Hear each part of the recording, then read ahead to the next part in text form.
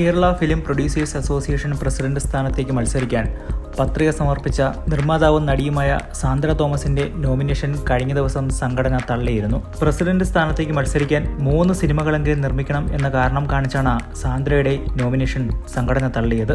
ഇതിനെ സാന്ദ്ര ചോദ്യം ചെയ്യുകയും നിയമപരമായി മുന്നോട്ടു പോകുമെന്നും അറിയിച്ചിരുന്നു. കേസുമായി മുന്നോട്ട് പോകരുതെന്നാവശ്യപ്പെട്ട് മമ്മൂട്ടി തന്നെ വിളിച്ചിരുന്നുവെന്നാണ് സാന്ദ്ര ഇപ്പോൾ പറയുന്നത്. നിലപാട് വ്യക്തമാക്കിയപ്പോൾ താനുമായി കമ്മിറ്റ് ചെയ്ത ഒരു സിനിമയിൽ നിന്ന് മമ്മൂട്ടി പിന്മാറിയെന്നും സാന്ദ്ര ഒരു അഭിമുഖത്തിൽ വെളിപ്പെടുത്തി. സാന്ദ്രയുടെ വാക്കുകൾ ഇങ്ങനെ: മമ്മൂക്ക എന്നെ വിളിച്ചിരുന്നു. കേസുമായി മുന്നോട്ട് പോകരുതെന്ന് എന്നോട് പറഞ്ഞിരുന്നു. അദ്ദേഹം 3/4 മണിക്കൂറോളം എന്നോട് സംസാരിച്ചു.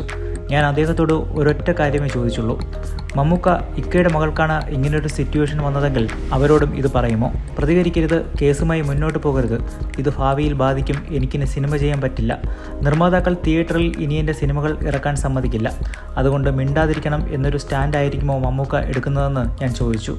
അപ്പോൾ അദ്ദേഹം ഇനി സാന്ദ്രയുടെ ഇഷ്ടം പോലെ ചെയ്തോളൂ എന്ന് പറഞ്ഞു. അതിനകത്ത് ഇനി ഞാനൊന്നും പറയുന്നില്ല എന്നും പറഞ്ഞു. അതുപോലെ അദ്ദേഹം എന്നോട് കമ്മിറ്റ് ചെയ്ത ഒരു പ്രൊജക്റ്റ് ഉണ്ടായിരുന്നു. അതിൽ നിന്ന് മമ്മൂക്ക പിന്മാറി.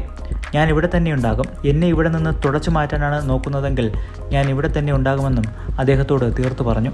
അദ്ദേഹത്തിൻ്റെ വീട്ടുപണിയെടുക്കുന്ന ഒരാളാണ് തങ്ങളുടെ അസോസിയേഷൻ പ്രസിഡന്റെന്നും അതുകൊണ്ട് തന്നെ അദ്ദേഹത്തിന് അത്തരമൊരു സ്റ്റാൻഡ് മാത്രമേ എടുക്കുവാൻ പറ്റുകയുള്ളൂ എന്നും സാന്ദ്ര കൂട്ടിച്ചേർത്തു.